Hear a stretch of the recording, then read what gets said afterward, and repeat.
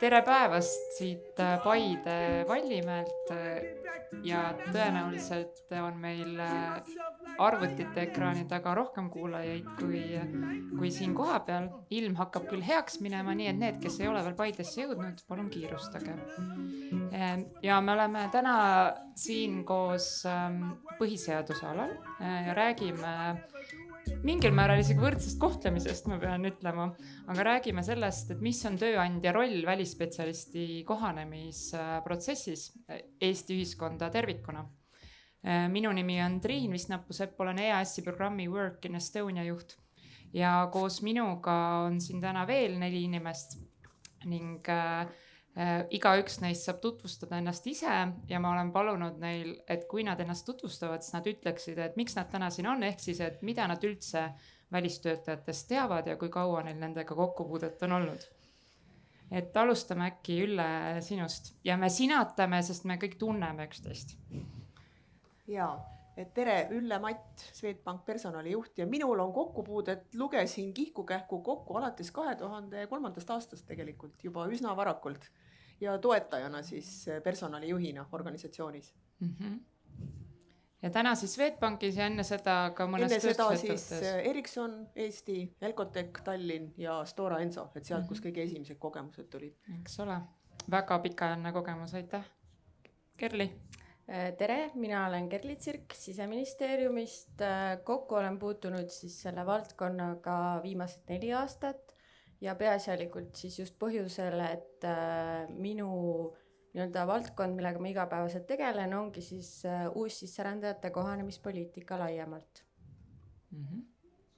Tere, minu nimi on Anett Cassandra Tanneberg, mina tulen Pipedrive'ist, olen seal siis personaliosakonna vanem spetsialist ja välismaalastega olen kokku puutunud umbes 2 aastat, aga selle aja jooksul olen ma siis saanud olla nendel täielikult tugiisik, ehk siis alates sellest, kuni nad saavad oma tööpakkumise vastu võtavad, kuni siis, kui nad on juba siin mitu aastat olnud ja kuidas kõik huviringid ja koolid ja kõik nii edasi, et neid kokkupuuteid on väga palju. Aitäh, Kristjan. Ja tervist, mina olen Kristjan Kaldur sellisest asutusest või mõttekohast nagu Balti Uuringute Instituut, mis asub Tartus ja millega me tegelemegi poliitikaanalüüside ja rakendusuuringute läbiviimisega. Ja mina isiklikult olen rände ja lõimumise ja kohanemise valdkonnaga tegelenud viimased 10 aastat, 10-11 aastat ligikaudu. Ja nüüd viimastel aastatel on just see uussisserändajate fookus eriti aktiviseerunud ja 2019 me viisime läbi ühe suurema uuringu, mis siis puudutaski uussisserändajate kohanemist ja lõimumist Eesti ühiskonda nii tööandjate vaates kui ka välistöötajate üldse välismaalaste võtmes laiemalt. Ja et sellest uuringu nii-öelda õppekohtadest ma loodan, et me täna saame veel mitu korda rääkida, aga võib-olla alustuseks siis sellest, et miks me üldse täna tahame rääkida välistöötajate kohanemisest, et kes need välistöötajad siis ikkagi on, miks neid vaja on. Laias laastus me võime ju öelda seda, et Eestis on väike rahvaarv, see on kogu aeg kahanev, ettevõtted tahavad kasvada ja sellest tingituna tihti ei jõua meie haridussüsteem nii kiiresti meile spetsialiste peale toota, et just kogemustega töötajaid endale tööle võtta. Ja loomulikult Eestis on välismaalastest töötajate arv siin aasta-aastalt kasvanud ja juba alates 2015. aastast on meie sisseränne suurem kui väljaränne. Ning kui me räägime numbritest ja üldse tänase arutelu alus oleks see, et meil, kes me igapäevaselt selle valdkonnaga üsna tihedalt seotud oleme, on kõik mõisted loomulikult hästi selged. Me teeme vahet, mis on lühiajalise töötamise registreering, mis on lühiajalisel alusel Eestis viibiv kodanik, kes on elamisloa alusel Eestis viibiv kodanik, kes on mingil muul alusel. Aga selleks, et kuulajatel ka võib-olla oleks natuke hõlpsam seda jälgida, siis me leppisime eelnevalt kokku, et me täna räägime ennekõike nendest inimestest, kes on Eestisse tulnud veidi pikemaajalise plaaniga, ehk siis enamasti töötavad nad Eestis elamisloa alusel või siis EL-i kodanikuna nii-öelda ühtse majandusruumi nii-öelda alusel ja oma õiguslikult on nad samade õigustega kui elamisloaga Eestis viibivad töötajad. Ja võib-olla veidi siis numbritest, et kui palju neid inimesi siis on. et elamisloa alusel töötamiseks viibib Eestis üle 8000 inimese, kui ma ei eksi nendes numbrites, aga iga-aastaselt siis neid, kes on saanud neid elamislubasid, on olnud järjest enam. Et kui aastal 2015, millest ma siin alustasin, oli 1659 inimest, kes said elamisloa töötamiseks, siis 2020. aasta esimesel poolaastal oli neid juba 2196, ehk siis, et 5 aasta jooksul see arv on sisuliselt 3-kordistunud, kes iga-aastalt Eestisse tulevad, ja peamised sektorid, kes värbavad, on info ja side, ehitus ja tööstussektor. Ehk siis tegelikkuses tulevad meile tööle ikkagi spetsialistid väga spetsiifilistel erialadel, kus on keeruline Eestis töötajaid leida. Aga et me siis täna räägime peamiselt neist, kellel on elamisluba, ja seda ka väga puht praktilisel põhjusel, sest et need, kes Eestis viibivad viisade alusel ja sealt edasi lühiajalise töötamise registreeringu alusel, neil päris mitmed õigused Eesti nii-öelda ruumis ka, või ütleme siis, et Eesti riigil puuduvad kohustused nende ees mõnes mõttes. Aga võib-olla me kergelt puudutame ka neid. Nõndaks. Ja olulisem on siis see, et miks nendel ettevõtetel kasvada vaja, et päeva lõpuks me ju kõik elame sellest, kui palju ettevõtjad ja ettevõtete töötajad meile maksa maksavad.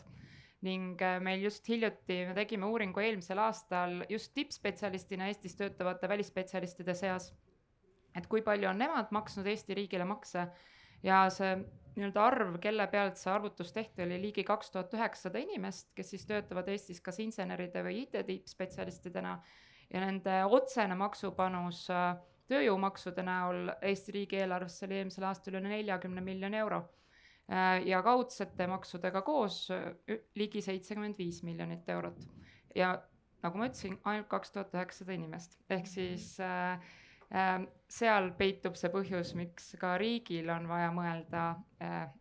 kuidas me oma välisspetsialiste siia kohandame ja välistöötajaid.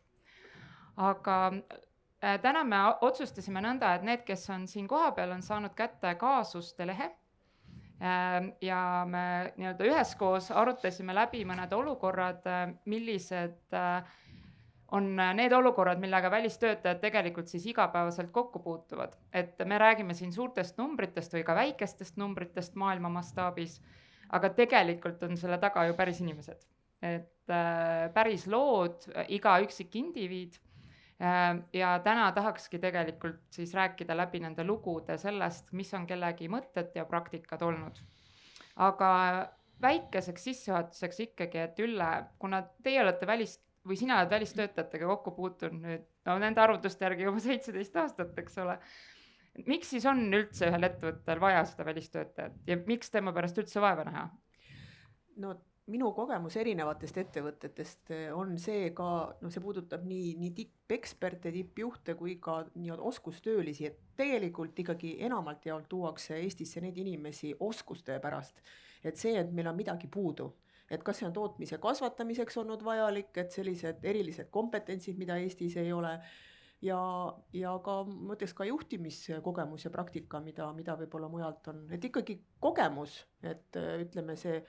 et ja kindlasti ka nagu mõnes mõttes ka selline ettevõttes ka mitmekesisus, mis on eriti rahvusvahelistes ettevõtetes oluline, et tekitada sellist rahvuste mitmekesisust ja arvamuste paljusust ka siin Eestis. See aitab nagu sellel üksusel, mis on Eestis, tegelikult lüüa kaasa ka ülejäänud selle korporatsiooni töös. Ehk et arvamuste paljusus on ka kindlasti. Aitäh, Cassandra, kui palju üks tööandja peaks vaeva nägema ühe töötaja kohanemisega? Kui sa tahad ikkagi seda töötajat hoida ja lõpuks need on nii-öelda sulle oma inimesed, siis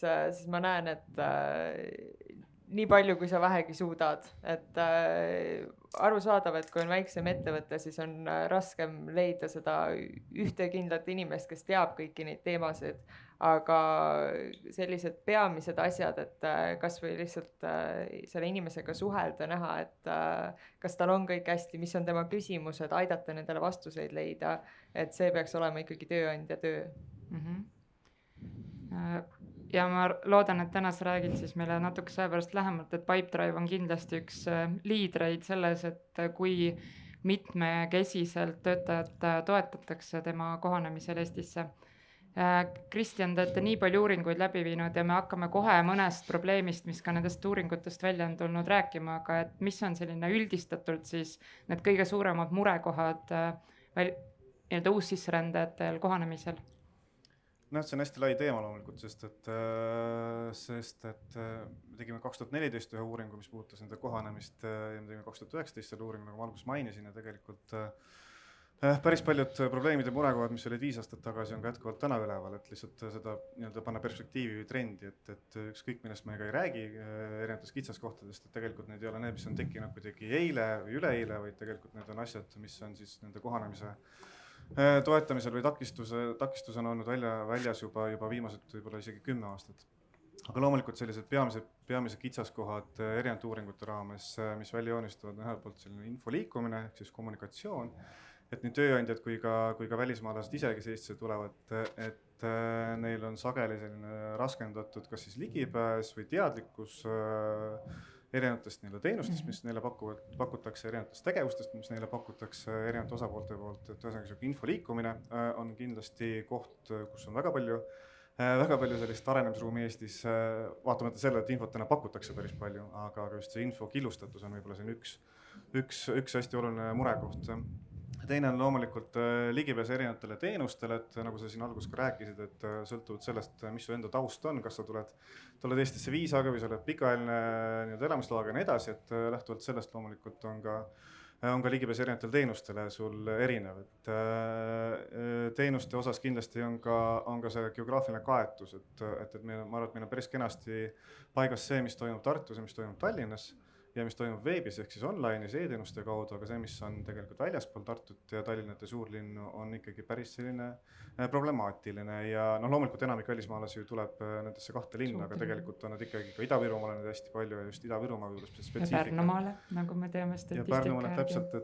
et Ida-Virumaal just eriti selline venekeelsed uussisserändajad, et nende puhul on see teenustega kaetus on problemaatiline.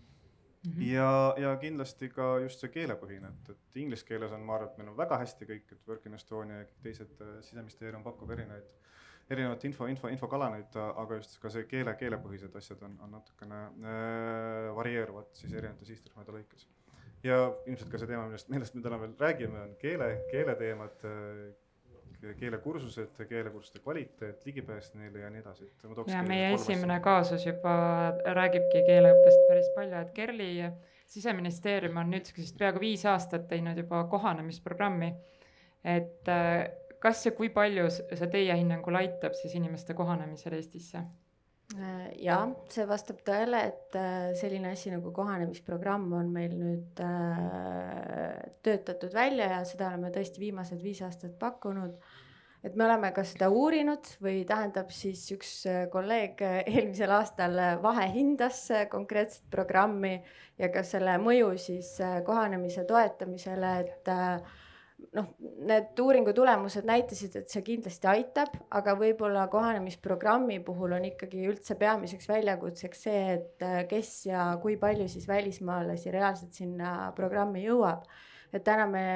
pakume seda vabatahtlikkuse alusel, see tähendab, et kui välismaalane saab siis elamisloa või elamisõiguse, Politsei- ja Piirivalveamet kohanemisprogrammi suunab ja saadab talle ka korduskutseid, aga tegemist on siis nii-öelda vabatahtliku osalusega, et me kuidagi selles mõttes, et see ei ole kohustuslik ja kui inimene ei soovi seal osaleda või see info ikkagi mingil põhjusel ei jõua temani, ta ei pane seda kutset tähele, et siis ta seal ei osale ja selles mõttes, et see teadmine jääb tal saamata, aga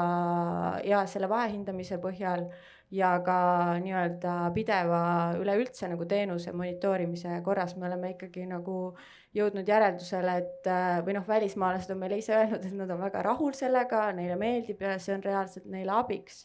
Et pigem ongi nüüd see, et kui palju välismaalasi sinna jõuab. Et infost me räägime täna veel ka, aga liigume siis esimese kaasuse juurde ja kuna online'is inimestel ei ole pabereid ees, siis ma siiski pean selle ette lugema. et meie esimene kaasus on selline klassikaline IT-töötaja ehk siis Fernando, kes on 30-aastane, on tulnud Eestisse Brasiiliast ja siin juba mõnda aega töötanud ja töötab rahvusvahelises IT-ettevõttes Tallinnas, kus tema töökeel on peamiselt inglise keel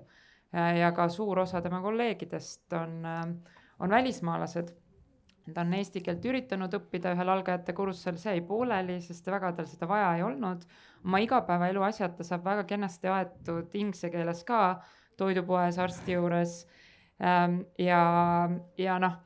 aga keeruline on sõpru leida, et eestlastest kolleegid kipuvad iga õhtu oma koju minema, oma perede juurde ja kõigi nagu välismaalastest kolleegidega pole ka seda ühte joont leidnud. Ja kuna Fernando esialgu tuli Eestisse üsna sellise nagu lühiajalise plaaniga ja nüüd siin elades ja töötades on ta aru saanud, et ta võib-olla tahaks siia natuke pikemaks jääda. Või vähemasti siis oma vähemalt esimese elamisloa lõpuni, milleni on veel 3,5 aastat aega jäänud. Et siis ta tahaks rohkem kursis olla Eestiga, eesti keelega, leida eestlastest sõpru ja võib-olla leida endale mõni hobi, kus ka eestlastega kokku puutuda, et brasiillasena on ta terve oma lapsepõlve ja noorug ja mänginud jalgpalli, mistõttu ta ongi mõelnud, et äkki ta läks siis jalgat mängima. Aga see küsimus on, alustame siis sellest, kus selline inimene võiks kõige teoreetilisemalt täna siin osaleda, sellest töötada, nii Swedbankis tegelikult kui ka Pipedrive'is, aga et kas Sandra, et kuidas Pipedrive näeb, et peaks Fernandot aitama selles olukorras? No Pipedrive'is on meil siis eesti keele tunnid ja miks ma arvan, et see on niisugune väga hea lahendus sellele, kui niisugust võimalust saab pakkuda, on just see, et kui seal ettevõttes on palju erinevaid rahvuseid, nagu ka meil on, siis on võimalik nendel inimestel kõik koos kokku tulla ja koos seda õppida, mis annab juba nii palju juurde tegelikult õppimisel. Siis lisaks on erinevaid üritusi, mida saab korraldada, et ma ei räägi ainult seda, et lähme peale tööpäeva lähme kuskile baari, vaid pigem ka sellised erinevad workshopid, koolitused, et rääkidagi sellest, et milline on Eesti kultuur, kuidas meid paremini tundma õppida, et tegelikult on ma ütleks, et on väga kerge selliseid asju luua, et kui sul on niisugune tore personalimeeskond nagu meil on. Ja kolmandaks on see, et tegelikult luuagi oma ettevõtte siseselt erinevad kommuunid, et näiteks kui te, ma ei tea, kasutate Slacki, saab teha nii palju kanaleid, et jalgpall, korvpall, mis iganes, et tegelikult on eriti rahvusvahelises ettevõttes on neid inimesi, kes on ka huvitatud, et ilmselt lihtsalt tuleb need inimesed nagu kokku panna. Ja siin ma näen, et see võib ka olla nagu algselt ikkagi personaliosakonna algatus, et luua need grupid ja kutsuda inimesi üles, et teeme midagi ja siis juba sealt orgaaniliselt läheb see edasi. Aga kas sina tunned, et tegelikult, et see on ikkagi sinu asi ka Fernandot aidata, et see ei ole ainult Fernando asi Fernandot aidata? Absoluutselt kindlasti, et kui inimene tuleb Eestisse, siis esimene tugi, mis ta leiab, on ikkagi tööandja, kes peaks siis vastutama sellest, kui meie oleme tema siia juba kutsunud, meie hindame tema talenti nii kõrgelt, et me tahame, et ta siin meiega oleks, siis see on meie ülesanne teda ka aidata kõikides nendes küsimustes. Ja ma võin iseenda nagu näitelt tuua, et ma olen väga suur Eesti armastaja, et miks ma siis ei tahaks, et seesama Fernando kogeks seda Eestit täpselt samamoodi nagu mina. Et siin tulebki tegelikult ka nagu väga inimlikult lähtuda sellest, ma arvan. Ülle, kas tööandja asi on otsida Fernandole sõpru?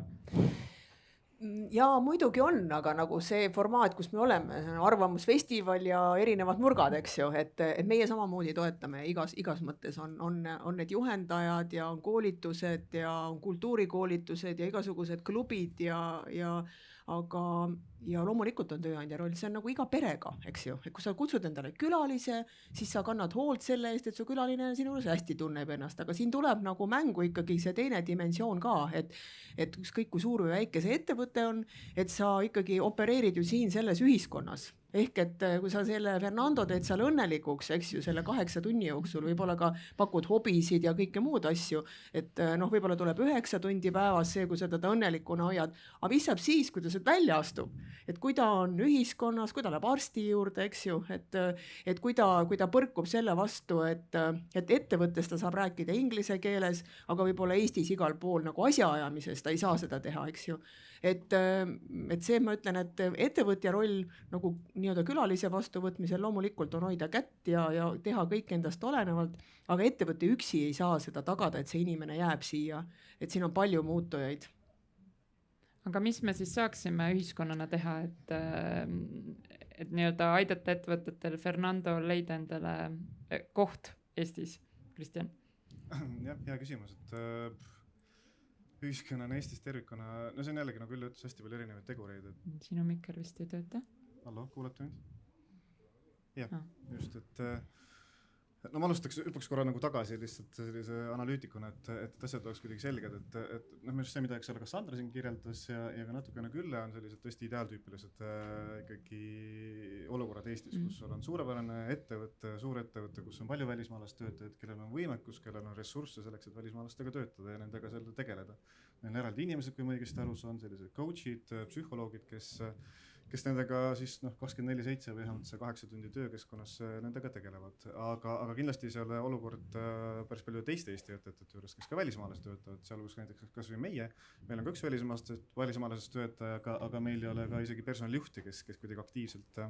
nii-öelda saaks panustada ja see on tegelikult umbes, ma arvan, 50% Eesti ettevõtetest sellised, mis tuli välja ka Work in Estonia uuringust, et kellel on olemas selline kohanemisalane tugi välismaalastele, mis tähendab seda, et 50% nii-öelda nendest välismaalastest tähendab ettevõtetest, et seal on kindlasti vaja seda väljaspool tulevat tuge selleks, et need Fernandod või igasugused muud välismaalased saaksid nii-öelda kenasti Eestis hakkama. Siin tulebki mängu see, mis sa küsisid, et kes siis veel võiks toetada, et no minu seisukoht on ka see, et ega ettevõtja ei ole alati nagu lapsi hoida, et loomulikult ta on, eks ole, pere ja sa oled seal suur liige. Aga mida viimased uuringud ja tegelikult praktiliselt kõik uuringud, viimase 10 aasta uuringud Eestis näitavad, on see, et kui me oleme küsinud, et kui palju sul on kontakte eestlastega, etniliste eestlastega ja kui palju sul on kontakte töökohal või siis koolis, näiteks välistudengite puhul ja kui palju sul on kontakte siis väljaspool seda nii-öelda töö- või koolikeskkonda, et töös ja koolis neil on umbes 80% suhtlevad igapäevaselt eestlastega ja niipea, kui nad astuvad sellest uksest välja, kooli uksest või töö uksest, kontori uksest välja,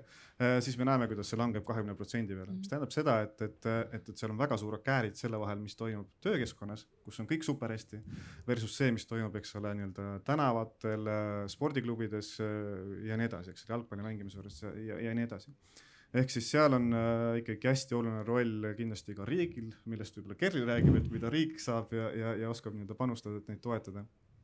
Aga ma arvan ka kindlasti erinevatel vabaühendustel ja teistel sellistel võrgustikel, kes on täna päris kenasti aktiviseerunud, pakkuda neile sellist sotsiaalset võrgustamise tuge.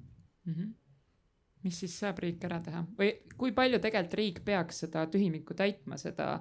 80-20% vahet nii-öelda, et kas see peab olema 80% või mis me näeme, et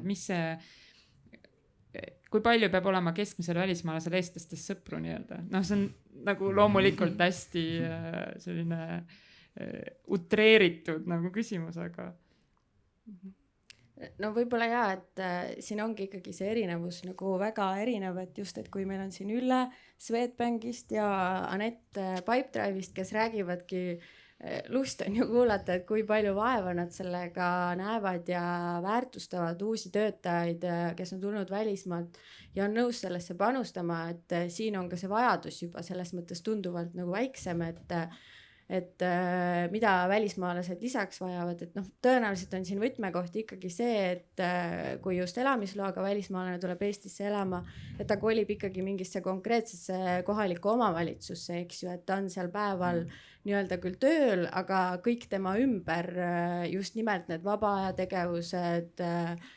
koolid ja kõik muu on ikkagi siis nii-öelda mingi konkreetse kohaliku omavalitsuse hallata, et kindlasti on nagu seal see üks võtmekoht, aga me leppisime muidugi kokku, et kui täna ei ole siin konkreetselt kohaliku omavalitsuse esindajad, et me ei hakka kõiki kohustusi neile panema. Kõiki rolle nagu neile andma, eks ju, ja see ei ole ka kuidagi eesmärk, aga kindlasti on nagu seal oluline võtmekoht ja selles mõttes, et ongi tegelikult, mida ka Kristjan juba mainis, et need vabaühendused ja see kogukonna temaatika, et erinevad uuringud on ju viidanud ka sellele, et välismaalaste enda nagu soov või valmisolek näiteks vabatahtlikus tegevuses kaasa lüüa, et see on nagu väga kõrge, kahjuks see kipub selles mõttes ajas nagu vähenema, et esimesel aastal on see motivatsioon suurem, teisel aastal on see väiksem, ehk siis seal on ka see ajakriitilisus hästi oluline märksõna, et siinkohal on ka riik teinud erinevaid samme, eks ju, aidanud vabatahtlike väraval saada mitmekeelseks, vabaühendusi koolitanud, et nad oleksid teadlikumad ja oskaksid selles mõttes ka tegeleda välismaalastega, kes soovivad nii-öelda vabatahtlikus töös kaasa lüüa. Ja aga võib-olla ma tooksin ikkagi ka selle just välja, et kui need näited, kellest me siin rääkisime, et neil on nagu väga teadlik tööandja, kes selles mõttes juba töö mõttes on kõik need protsessid otsast lõpuni nagu läbi mõelnud ja vähemalt nagu tööalaselt on see pilt üsna nagu konkreetne ja hea, siis meil on ka nii-öelda teisi välistöötajaid, kes kahjuks siis nii sellisesse nagu ideaalsesse töökeskkonda ei saabu, et siin on ka see riigi nagu kaalumiskoht, et kas siis esmajärjekorras nagu toeta neid, kellel ongi selles mõttes raskem, kellel pole ka tööandjal nii suurt tuge, kuid samal ajal ju ei tohiks kuidagi nagu selles mõttes karistada neid tööandjaid, kes on juba tublid, et siis me nendega nagu nii aktiivselt ei tegele, et ma arvan, et siin ongi nagu ei ole ühte sellist lahendust, vaid see peabki olema nagu pigem sihuke dünaamiline. Aga kas natuke ei ole siin seda, et tahaks ju, ma oletan, et kuulajate seas on kindlasti inimesi, kes mõtlevad, et las see Fernando õpib selle eesti keele ära ja siis ta saab suhteliselt hästi ligipääsu asjadele. Et miks te seda ei tee? Ikka teevad, et see päris nii ei ole, et nad ei tee, aga lihtsalt ma tahan öelda, see võtab tõesti võib-olla kauem aega, et keeleruumist, et mingitele rahvustele on kergem eesti keele õppimine ja osadel on ikkagi väga-väga raske, et me oleme, kui me oleme töötanud väga palju rahvuselistes meeskondades, et kus ühed ütlevad tõesti, et sa hopsti teed selle aastaga selgeks ja teine sa näed, et ta õpib, et see ei tule lihtsalt nii kergelt. Aga ma arvan, et siin on ka see, üks asi on nagu keele õppimine, alati tekib iga õppimisega. Miks? Et minu küsimus on nagu pigem see, kas me oskame nagu huvi tekitada Eesti vastu ja seda, et ta jääb siia, et inimene, kes tunneb ennast õnnelikuna, võtab ennast ka kokku ja pingutab rohkem. Kui tal on siin ebameeldiv, ütleme nii, et kui eestlane, kui meil sall on nina ees ja me nagu nii-öelda, me oma temperamenti ei muuda, aga suhtumist saame muuta, eks ju. Et kas me ise tahame neid siia, et tegelikult kui see kommunikatsioon on nagu positiivne, siis ma arvan, et inimesed tunnevad ennast vastuvõetuna ja hakkavad ka pingutama. Kui see on nagu vastupidine, siis ta ei taha õppida seda keelt, see on päris kindel. Et iga keele õppimise taga peab olema väga kõva motivatsioon, see on see, mis ma ütlen. Ja meie näeme küll oma praktikast, et on inimesi, kes pusivad ja näevad vaeva ja võib-olla ongi see ka, et seda tehakse võib-olla sellises keskkonnas, näiteks miks võib-olla õpitaksegi rohkem töö juures, eks ju, nendel keelekoolitustel, et seesama, mis sa mainisid ka, et Pipedrive'is, et seesama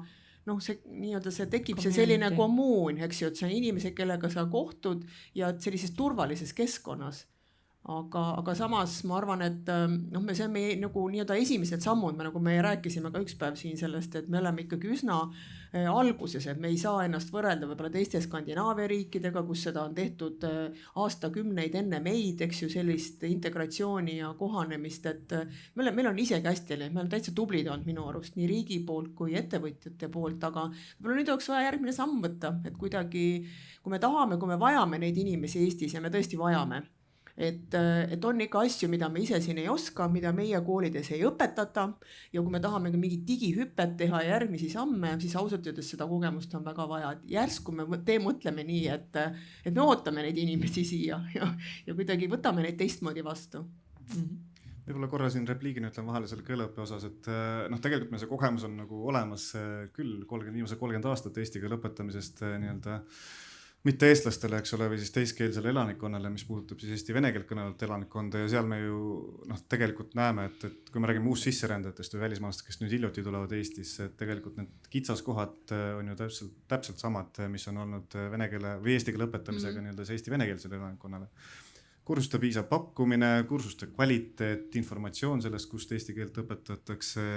ja nii edasi, pluss ka eks ole keelepraktika, et kui uus sisserändaja satub Ida-Virumaale, eks ole, et Venemaalt või venekeelsetest riikidest tuleb vist 75% on umbes Eestisse tulevad uus sisserändajaid või 70%. Et siis need põrkuvad täpselt sama probleemiga, millega me oleme maadelnud viimased 30 aastat, kuidas pakkuda neile suuresti venekeelses keskkonnas eesti keele praktikat, eks. Ja see on üks koht, mida nüüd hakatud ka Integratsiooni Sihtasutuse poolt natukene nüüd tõhustama erinevate keelekohvikute ja keelemajade võtmes siis Narvas eelkõige. Aga üks asi veel, mis ma tahtsin öelda selle keele nagu atraktiivsuseks muutumise kohta, on ka päris põnev, et sellest uuringust, mis me eelmisel aastal tegime kohanemisprogrammi vahehindamisest ja sealhulgas ka eesti keele kursuste raames, käisime neid vaatlemas, kuidas siis eesti keele õpetajad õpetavad välismaalastele eesti keelt ja me oleme ka päris kriitilised, kes huvitab, võib seda loomulikult lugeda. Aga seal on see, kuidas alustatakse, osad õpetajad, ma muidugi üldistan natukene siin utreerin, aga mitmed õpetajad alustavad eesti keele kursus sellega, et sellise uhkuse noot hääles, kui keeruline ja kui raske meie keel on. Meil on 14, eks ole, käänet ja grammatika on nii keeruline ja siis me saime aru ka, et kui me vaatasime välismaalaste nägusid samal ajal selle nagu vaatluse raames, et siis ega see nüüd nagu neid küll üles ei kütnud. Ei julgustanud nagu kuidagi keelt õppima. Et ma arvan, et siin on hästi palju selle kommunikatsiooni, selle pakendamise, teatud mõttes ka nagu müügioskuse juures. Ja, absoluutselt. Ja kindlasti ju meil endil ka on ju, et kui tihti me tegelikult välismaalastega suheldes nagu kohe inglise või vene keele peale ümber lülitume, et kui me saame aru, et tema eesti keele oskus on pigem nõrk, on ju, et siis on ju lihtsam hakata temaga inglise keeles rääkima. Aga niimoodi me tegelikult kaevame seda auku nagu aina sügavamaks ja ma kujutan ette, et eriti rahvusvahelises töökeskkonnas, kus võib-olla kohvinurgas isegi võiks ju pidada selle väikese vestlusega eesti keeles, siis sa ikkagi lähed inglise keele peale üle. Et me peame ennast ise ka jälgima ja et ma ei tea, kui need inimesed, kes siin Boltiga taksot sõidavad või midagi, et siis minul on küll olnud väga palju juhte, kes kurdavad, et nad tahaksid nagu rääkida kliendiga eesti keeles, aga kliendid muudkui nagu suruvad sinna inglise keele peale tagasi. Et siis me oleme täitsa pikki vestlusi pidanud eesti keeles, et on tehtav ja on võimalik.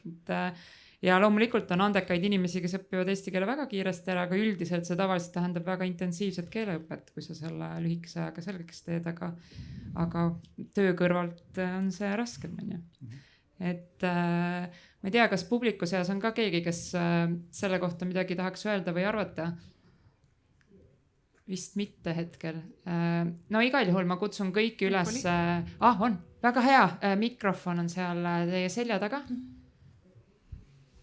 Tervist, mina olen Marika, erialalt andragoog, õpin veel. Ja kui ma kuulen seda juttu keeleõppest, ma ise olen ka keeleõpetanud, inglise keeleõpetaja, siis minu meelest puudub selles temaatikas küll hea tahe. See ei saa jääda selle taha, et meil pole võimalusi venelastele eesti keelt õpetada või siis välismaalastele eesti keelt õpetada. Kuidas siis öelda? Keeleõppes on ju on ka erinevad metoodikaid, aga väga selge on see, et kui sa tahad keelt inimesele õpetada või inimene tahab keelt õppida, pigem niipidi, siis on vaja selleks lihtsalt luua võimalused, iga päev pool tundi ja see keel tuleb sul 3 kuuga sellisel suhtlustasandil. Et tegelikult ei ole küsimus selles, et puudub oskus, mina arvan ikka, et puudub tahe. Meil ei ole ühelgi valitsusel olnud väga selget tahet ikkagi siin elavatele venelastele see asi selgeks teha. Ma kuulen tuttavate käest, millise kvaliteediga on kursused, nagu ise mainisite siin paneelis ka, mismoodi õpetatakse. Kogu see õpetamise paradigma oleks vaja nagu tõesti ümber mõtestada. See ei ole nii, et meil on raske ja halb keel. Meil on tore keel, väga vahva, kui ta õpid seda kasutama, saab alustada lihtsamalt keerulisemale. Nii et siin on minu meelest küsimus ainult tahtes, ei ole ressursis. Eestlasi on 1,3 miljonit, igaüks saab õpetada eesti keelt. Ja väga hea üleskutse, et igaüks saab võtta endale eesmärgiks mõnele oma välismaalasest kolleegile või sõbrale midagi nüüd eesti keeles õpetada. Aga nõus tegelikult ka neid lahendusi ja vahendeid on ju loodud viimastel aastatel väga palju, nii riigi poolt kui ka erasektoris endas, kui me räägime näiteks Speaklist või nii-öelda ka digitaalseid võimalusi eesti keelega tutvuda juba enne Eestisse jõudmist. Ja tõesti Integratsiooni Sihtasutus sa mainisid, aga viimastel aastatel on järjest tõstetud seda nii-öelda ka raha hulka, mis riigi poolt keeleõppesse suunatakse. nii et ja järjest rohkem saab ka kurssi teha, aga sellegipoolest algajate kursused täituvad ikkagi tunni jooksul, et serverid on umbes ja kursused on täis.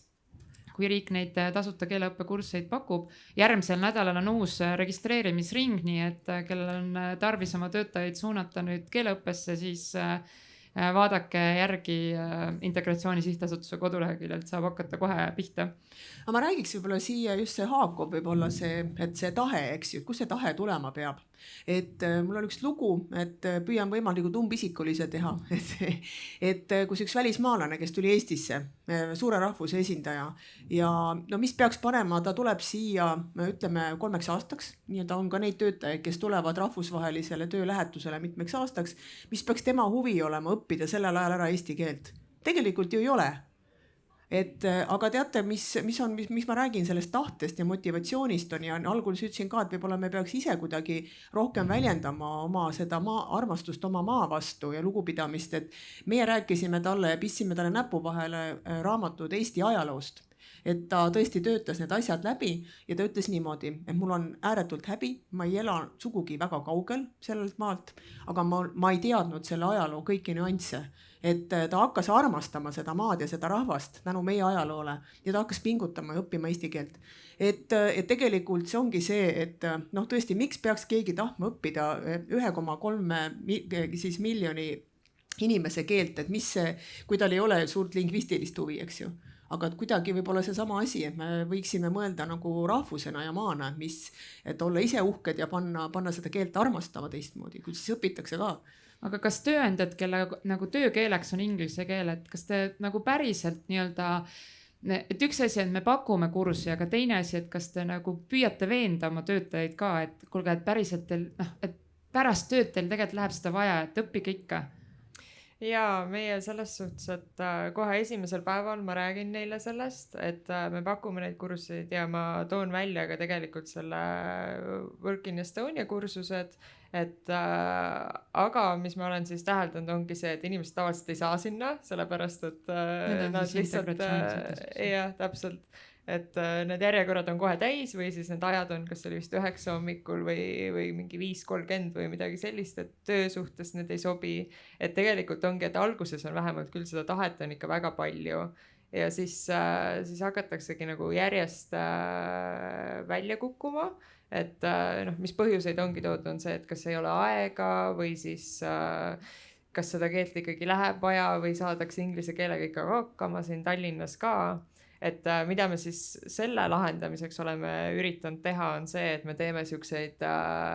välkkursuseid, mis kestavadki 2 päeva, 8 tundi, niimoodi tõsist õpet ja siis idee on selles, et selle 2 päeva lõpus siis sa oskadki minna oma poodi ja apteeki ja öelda tere, kuidas läheb. Et ma arvan, et igatepidi saab, et mingi variant on ikkagi. Ja teine mulle väga meeldis ka see, mis sa Ülle välja tõid, et rääkida just ajaloost, et see on ka, mis väga paljudel võivad olla sellised eelarvamused, et eestlased on reserveeritud või külmemad aga kui sa avad selle ajaloo ja räägidki, et mis siin riigis toimunud on ja et miks meil võivad olla teatud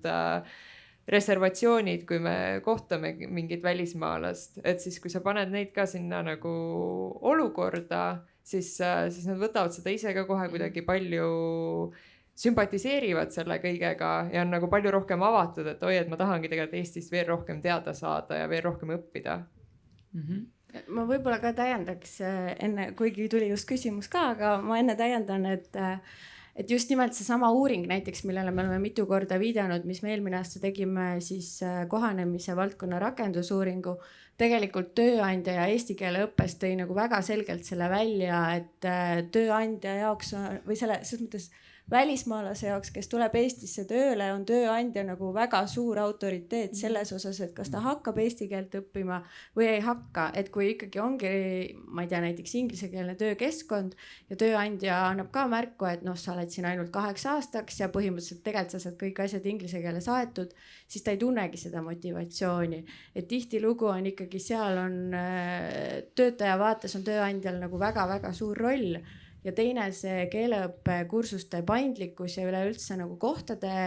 arvu mõistes, et ja meil on teatud kursused, mis tõesti täituvad nagu tundidega ja sinna raske saada, aga näiteks seesama kohanemisprogramm, millest me rääkisime, ju tegelikult pakub ka võimalust, et kui ettevõtjal on välismaalastest töötajaid hulgi, ma ei tea, juba mingi 15, eks ju, et siis me pakume ka võimalust, et meie keeleõpetajad tulevad nendesse firmadesse ja pakuvad seal kohapeal keeleõpet ja seal ei ole mingid väga konkreetseid, ma ei tea, kellaaegu sätestatud, vaid see ongi nagu osapoolte omavahelisel kokkuleppel, et neid paindlikke lahendusi on loodud, aga ma arvan, et siin üks nagu võtmesõna on kindlasti jälle see kommunikatsioon, et kas ettevõtjad üldse teavad, et sellised võimalused on olemas ja et nemad saavad ka neid kasutada, et ma arvan, et siin saab kindlasti nagu seda poolt parandada. Tahtsid sa lisada? Ei, ma nagu nõustun. Ja ma korra veel, mis Ülle rääkis ja mis vist Kerli valguses ka rääkis ajakriitilisusest. Ma arvan, et see ajakriitilisus ongi hästi oluline tegelikult, võib-olla Marika natuke ka seotud tema kommentaar selle osas, et Ülle mainis siin seda suurrahvuse esindajat, kes Eestisse tuli, eks ole, rahvust nimetamata konkreetselt, aga mida meie igasugused uuringud näitavad nagu korduvalt, et ma ei räägi siin 1 uuringust ega 2 uuringust, et võib-olla viimasest, ma ei tea, 10 aastat uuringute sellisest nagu sünteesist, on see, et näiteks kui Eestisse tulevad kas Venemaalt näiteks või Ukrainast või vene keelt kõnelevad uussisserändajad, et siis nende jaoks on ikkagi väga-väga suur üllatus, et ja nende jaoks on tõesti nagu arusaamatu, miks ei ole kohalikud venekeelsed siiamaani suutnud eesti keelt ära õppida, et see nende jaoks on selles mõttes nagu täiesti midagi enneolematut, et kuidas sa lähed teise riiki, aga sa ei ole juba viimase 20-30 aastat, eks ole, eesti keelt ära õppinud, et see on nagu üks asi, miks ma ei taha siin kedagi nagu halvustada või tõmmata nagu pooli, et ühed on paremad ja teised, aga just nagu siduda selle sellise ajakriitilisusega, et kõik need erinevad teenused, vahet ei ole, kas on keeleõpe või mingid muud teenused, et tõesti on hästi tähtis see vabatahtlik tegevus, eks ole, millest ka Kerli rääkis, et hästi tähtis on ikkagi see, et millal nad selle informatsiooni saavad või millal nad nii-öelda sisenevad sellesse teenusesse või millal nad jõuavad või millal neile pakutakse või see informatsioon endani jõuab. Ehk siis see on hästi oluline, et võimalikult kiiresti nendega kohe tegelema hakata. Sest et me näeme aja jooksul, mida ka jällegi uuringud näitavad, on see, et kui me võtame selle vene keelt kõneleva uussisserändajate grupi, et see on siis aja jooksul või tegelikult on see pigem selline hüpotees, et kuhu nad hakkavad nagu lõpuks siis Eesti ühiskonnas lõimu või kuhu nad oma hoiakutelt või keeleoskuselt siis hakkavad nagu liikuma, et kas kuidagi või kontakti, eks ole, loomelt ja võrgustike loomelt, kas nii-öelda sellist Eesti kogukonda või kuhugi mujale. Et selles mõttes ajakriitilisus, ma rõhutaks, on ikkagi hästi oluline. Ja ma olen nõus, sest kui üldse vaadata uue töötaja sisseelamist organisatsioonis, räägitakse ka sellest, et ikkagi esimeste kuude jooksul pannakse alus sellele edasisele motivatsioonile. Kui uus inimene tuleb, ta tuleb nagu täis energiat, tohute ootustega, ta tuleb ka Eestisse samamoodi, ta mõtleb kogu põnev riik, eks ju, kõik asjad, et siis ongi, kas me loome motivatsiooni selle esimese 6 kuuga või pettumust, et see ongi see, et tegelikult sellisel hetkel, kui emotsionaalselt inimesena nagu kuidagi väga positiivselt meelestatud ja kõrgete ootustega, siis sinna rikkuda ongi ka väga lihtne, eks ju, tal on kõrgendatud ootus ja kuidas siis temaga keegi ei suhtle, ta tunneb ennast kuidagi mahajäetuna siin, siis ta pärast me peame hakkama seda nagu nii-öelda taaslooma seda motivatsiooni, et oleks hea ära kasutada see energia, et ma arvan, et kui tal see positiivne foon on olemas. Ja, aga ma arvan, et vaata ajastusest me rääkisime siin korraks, aga tegelikult me peame arvestama, et kui ma kolin välisriiki, siis olgem ausad, mul esimese 3 kuu jooksul on nagu päris mitu probleemi ja tõenäoliselt ma ei jõua indiviidina, ma olen ise mitu korda erinevatesse riikidesse kolinud, see tegelikult see olme võtab sinult kõik, eriti kui sa nüüd me järgmised kaasused, me räägime koos perega liikumisest ja tõenäoliselt sa võib-olla esimese 3 kuu jooksul isegi võid ju mõelda, et ma tahaks seda keelt ka õppida, aga sa lihtsalt ei jõua selleni ja võib-olla teised on juba selleks hetkeks hakanud arvama, et ta vist on see, kes ei viitsi praegu, et enam ei paku siis, on ju, aga võib-olla see ajastus on just seal 3-6 kuu vahel, on ju, et seda peabki natuke ise tunnetama, aga selleks, et me natukene ajas ka püsiks, me liigume järgmise kaasuse juurde ja iga kaasusega me liidame välismaalasele mõned pereliikmed ja järgmises kaasuses kaasuses Andrei tuleb koos oma ikkagi professionaalist abikaasaga Eestisse tööle ja nad on Ukrainast, nii et ja siis venekeelsed uussisserändajad. Andrei tuleb samamoodi nii-öelda tipp-professionaalina ja nad soovivad siia jääda vähemalt 3 aastaks, aga kes teab, kauaks siis veel. Aga Maria on töötanud ühiskonnaõpetuse õpetajana, siis nii-öelda sotsiaalteadustest põhimõtteliselt ja sooviks mingil määral Eestis ikkagi ametialast või professionaalset rakendust. Ta ei taha jääda ainult koju, seal on natukene igav. Andrei nii-öelda suudab Eestis töökeskkonnas üsna kiiresti kohaneda, tema tööandja aitab teda. Ta leiab kiiresti uued tuttavad, sotsialiseerumisvõimalused, selles suhtes on ta paremas seisus kui Fernando, eks ole. Aga abikaasa Maria ei suuda esialgu Eestis rakendust leida. Ja seeläbi tunneb ennast üksikuna,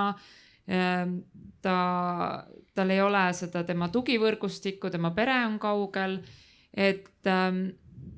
ja tegelikult ei oska ka tema abikaasa teda aidata, sest tema abikaasa ei tunne kõiki neid samu tundeid. Temal on võrgustik väikene tekkinud, on ju. Ja kõikide selliste olme või selliste, et kust leida tööd, neid küsimusi tal ei olnudki, sest et ta tuli ju tööandja juurde. Et kes peaks sellises olukorras Mariat toetama? Kelle asi see on toetada Mariat? Abikaasa, Maria enda? No, mina arvan, et nii ettevõtte kui ka riigi. Et eks see on selline jagatud vastutus, et kui ühelt poolt me ei saa võtta ära ettevõtte vastutust või tööandja vastutust, et kui tööandjana me oleme kutsunud selle inimese siia ja temaga tuleb kaasa nagu tema nii-öelda pere, siis me vastutame ikkagi natuke pere ees ka, aga see ei võta ära riigilt vastutust, et nii-öelda siis seda ajutist kodanikku ka nagu hoida motiveerituna siin riigis ja ära kasutada tema potentsiaal võib-olla. Mina näen, et riik toetab tööandjat, tööandja toetab siis seda indiviidi. Et näiteks mida meie siis Pipedrive'is teeme on see, et kui tuleb see inimene oma kaasaga, siis kui kaasa sellega nõus on, siis ma võtan ta e-maili ja ma panen sinna lihtsalt need üritused, mida me peame Pipedrive'is, kuhu ta saaks liituda, on ju, et ta saaks ka tutvuda inimestega ja siis ka kõik need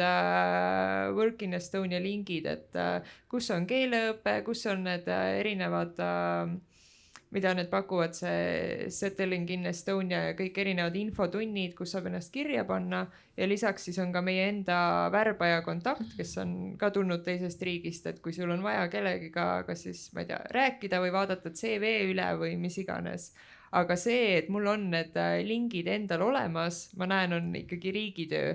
Et minul oleks seda informatsiooni anda, siis mina pean seda ise ka kuskilt saama. Et ma ei näe, et ma peaks seda ise nagu meeletult otsima ja käima läbi nagu mingi tundide viisi lehekülgi, et see võiks olla nagu automaatselt mulle antud ja siis mina saan seda edasi anda. No siin ma natuke võin omalt poolt siis ka juurde lisada, et me oleme Work in Estoniaga nüüd testisime eelmisel aastal sellist asja nagu spouse program ehk siis kaaslaste programm, kus me siis just selle sama probleemi lahenduseks proovisimegi, et mil viisil me saaksime neid kaaslasi Eesti tööturule ikkagi suunata ja mitte ainult tööturule, me nimetasime seda professionaalseks rakenduseks, see on siis kas tööturule oma ettevõtet looma või siis nii-öelda kõrgkooli õppima, sellepärast et omandama siis näiteks uut eriala, kui tema tänane eriala ei võimalda tal teises keskkonnas töötada enam, on ju, et mingid väga spetsiifilised asjad. Me saime aidata neid, kes oskavad inglise keelt, see programm oli ingliskeelne ja tegelikult need tulemused olid väga head, et põhimõtteliselt üle poolte osalejatest ikkagi leidsid endale Eestis töö, aga mitte ainult see ei olnud kõige olulisem, vaid see, et nad leidsid endale selle seltskonna, kellega suhelda, kellega muresid jagada, kellega ka rõõme jagada ja meil oli kokku mitu gruppi ja sealt paar gruppi me teame, et suhtlevad siiamaani väga tihedalt, praktiliselt iga nädal käivad koos ja on tõeline nagu üksteise selline tugivõrgustik ja kui mõni neist ka nagu ei leidnud tööd, siis teised utsitasid, et sa pead ikka otsima, et vaatame veel ise su CV üle ja käime su LinkedIni üle ja nii edasi. Et jah, me andsime nii-öelda koos partneritega selle tõuke ja ka Töötukassas tegelikult on olemas nõustajad, kes suudavad inglise keeles ja vene keeles inimesi nõustada, aga inimesed tihti tule selle selle peale, et nad peavad unemployment fundi minema nagu nõu küsima, on ju, põhimõtteliselt. Et kindlasti rahvusvahelises majas me aitame neid inimesi, kui nad meieni jõuavad või kui me ise oskame nad üles otsida. Aga see on jälle üsna Tallinna keskne, et proovisime ka Tartus, seal oli grupp väga väike, et inimesi ei olnud piisavalt. Nii et ja ma tean, et Siseministeerium on ka mõelnud nagu kaaslaste nii-öelda lõimimisele tööjõuturule. Võib-olla jah, et ma olen tegelikult selle Ülle ja Anetiga jälle väga nõus, et ma arvan, et siin ei olegi nagu, et on ainult üks vastutaja, kes sellega tegeleb, vaid see ongi nagu paljuski ikkagi jagatud ja just see, et tegelikult millele Anett ju viitaski, et tööandja rõõmuga pigem jagab seda erinevat infot, et mis teenused on olemas, mis võimalused neil on, aga et neid oleks siis võib-olla rohkem nagu tarvis kuidagi süstematiseerida, et seal oleks nagu lihtsam sees siis nii tööandjal kui ka sellel kaasal, kes on tulnud töötajaga kaasa orienteeruda, eks ju, et tegelikult esimene samm, mida me ikkagi ka teeme riigi poolt, on täna seesama kohanemisprogramm, et kui tuleb ka siis välismaalasest kaasa, pererändega kaasa Eestisse, siis samamoodi ju Politsei- ja Piirivalveamet saadab jälle selle kutse kohanemisprogrammi, kus on eraldi nii-öelda temaatiline moodul, kus kirjeldatakse neid erinevaid teenuseid, mida Eesti pakub, mis võimalused neil on, kuidas selle keeleõppega on. Samamoodi, et kui ta soovib liikuda tööjõuturule, et mida ta selleks võiks või peaks tegema, eks ju, siis need vabatahtliku tegevuse ülevaated on seal, et esimene samm on ikkagi jällegi see kohanemisprogramm. Ja siis just nimelt, et millest oli ka juttu, et eelmisel aastal see piloteeritud Spouse-programm, et ma olen nõus, et see oli kindlasti nagu väga hea algatus, see töötas, tagasiside oli väga positiivne ja praegu parasjagu me tõesti just oleme ka siin Töötukassaga olnud suhtluses, et kuidas siis nii-öelda jätkata millegi taolisega, et kui neil on täna olemas juba muukeelsed nõustamised, et samamoodi, et need pererändega saabunud esiteks leiaks selle üleüldse ülesse, mõistaksid, et see on koht, kuhu ma võiksin minna ja kui seal juba tulevadki mingid spetsiifilisemad soovid või vajadused välja, et ma ei tea, kas lisaks mingit keeleõpet või ikkagi ülevaadet ka, et kuidas üldse Eestis ikkagi see tööjõuturg toimib, eks ju, või mingeid väga konkreetseid oskusi, teadmisi, et siis seda tegelikult oleks valmis ja võimeline ka Töötukassa pakkuma, sest riigil on ju samamoodi ikkagi huvi, et kui see kaasarändev pereliige jõuab Eestisse, et siis samamoodi, et tema saaks ju oma oskusi ja teadmisi siin rakendada ja samamoodi selles mõttes, et tuua ikkagi lisandväärtust, et ma olen nõus, et see on nagu mitme osapoole koostöös kindlasti nagu lõpuks see nii-öelda kõige ideaalsem versioon tuleb välja ja lihtsalt nagu seda tuleb edasi teha ja töötada selle nimel, et aga ma jah, rõõm on kuulda veel kord nende ettevõtjate vaateid ka sellele, et see on ainult julgustav. Ja, aga kus see pidurdub? Ma kuulen ka, et väga palju, kõigil on nagu tohutu tahe, eks ju, ja kõik püüavad, aga teate, see kukub ära kusagil. Et ma olen näinud neid peresid, kes ikkagi lähevad minema, sellepärast lähevad tagasi varem, et sellepärast, et abikaasa ei saa nii-öelda, ei kohane kas siis uues ettevõttes või siis ta ei leia seda ettevõtet, et oma spetsiifiliste oskuste pärast, et lihtsalt, et üks on see Töötukassa pool ja see nõustamine ja nagu päris otsimine siis, aga teine on ka see, kui need inimesed lähevad, nemad ei lähe ju nii-öelda välja valitud organisatsioonidesse, nad ei ole kutsutud, nemad on siin võrdselt nagu kõigi tööotsijatega, eks ju. Ja ausalt öeldes see, mis on küll natuke kivi eestlaste kapsaaeda, on see, et ja ka teistel väikerahvustel, see pole, me ei ole kuidagi erandikud, et me räägime ikkagi eesti keeles. Väga paljud organisatsioonid on hästi eestikeelsed, et eesti keelt peab hoidma, ma olen nõus, aga see nii-öelda võib-olla meie vähene tahe ise inglise keeles rääkida, et seda, mida ma kuulen nagu Eestis, et võib-olla see on nagu mingi asi, me ise õpiksime ka võib-olla inglise keelt rohkem, mis meile kasuks tuleks. Et takerdub sinna, et organisatsioonid on eestikeelsed, dokumentatsioon on eestikeelne ja teised tulnud inimesed ei saa siin kohaneda. Et selles mõttes muidugi me võime käsi laiutada ja mõelda seda, et me ei peagi ja me peame keelt hoidma, ma olen nõus selle, ma olen ka suur Eesti fänn, aga meil tuleb ka ajaga kaasa minna ja mõelda, et kõik on muutunud maailm. Et kui me tahame jätkata oma majanduskasvu, meil on töökäsi vähem, me peame olema nõus sellega, et meile tulevad tippspetsialistid, kes toovad meile uusi teadmisi, siis me peame kuidagi neid ka nagu integreerima. Ma räägin sellepärast sellest nii julgest, sest meie olime ka väga Eesti kuigi Rootsi pank, siis väga eestikeelne. Kogu meie dokumentatsioon, me rääkisime samamoodi eesti keeles, inimene tuli, seisis nagu tumm, eks ju, ta ei saanud mitte midagi aru, mida me kohvinurgas või kusagil rääkisime. Tegelikult on see viisakus, et kui sa kutsud inimese, siis sa püüad temaga rääkida alati nagu selles keeles, millest temaga aru saab. Rääkisin südamelt ära, mõnele võib-olla ei meeldinud, aga rääkisin ära. Ja ega tegelikult see ongi väga keeruline ja ma arvan, et eriti veel väiksemates organisatsioonides, kus sul on võib-olla 10 töötajat, kellest üks on siis see välismaalane, on ju, et ega noh, ja tekibki küsimus, et kas ja kui palju me siis peame asju muutma eestikeelseks, aga siin oli üks küsimus vist selle kohta. Jaa, tere, Martin, murelik kodanik Tallinnast. Ei selles mõttes, et ma ei laiutanud käsi sellepärast, et mulle see jutt ei meeldi. Ma selles mõttes erinevaid arvamusi on. Siin lihtsalt mulle natukene tekkis see tunne, et kui me enne rääkisime keeleõppest, et kui kõik tahavad just inglise keeles rääkida, et ma arvan, siin erisus on lihtsalt selles, et milline on see töökultuur ja mis ettevõttest me räägime. Et ju tegelikult, kui see välisspetsialistide kaasamistegevustkava kunagi ka 2015 alustas, siis seal oli ju tegelikult seesama teema, et meil täna on siin väga eeskujulikud ettevõtted, suured ettevõtted, kellel on see ressurss ja tahtmine olemas, aga mõne väiksema IT-ettevõtte puhul ka, kus on 10 inimest, siis see, kui nemad värvavad ühe inimese ja kui tal on seal kaasas, eks ju, ka perekond,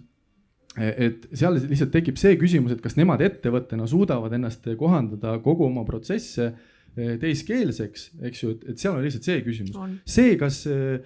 loomulikult oleks see viisakas ja nii edasi, aga lõppkokkuvõttes, kui nii-öelda, eks ju, ärilisest vaatest mõelda, siis eks ju sa vaatad, kui palju see sulle tegelikult sisse toob, siis sa lihtsalt pead selle otsuse tegema. Et nii karm ta tegelikult ongi. Nii ongi. Ja ega arvan, et need ettevõtted, kes täna IT-arendajaid otsivad ja neid Eestist ei leia, nad teevad selle hüppe, sest see on lihtsalt paratamatu, aga kaaslaste puhul on see keerulisem, nad lähevad pigem nagu toetavatesse rollidesse ja ma arvan, et üks suur väljakutse, mis Eestit ees ootab järgnevatel aastatel on see, et kui seni võib-olla esiteks meil ei ole väga palju olnud neid kaaslasi, kes on kaasa tulnud, meil tuleb ikkagi väga palju üksikuid inimesi Eestisse, aga pereränne on ka järjest kasvav. Ja teiseks, et kui siiani on nagu suure osa ikkagi endiselt moodustab vene keelt kõnelev seltskond, siis järjest enam kasvab see seltskond, kes ei räägi ei inglise ega vene keelt.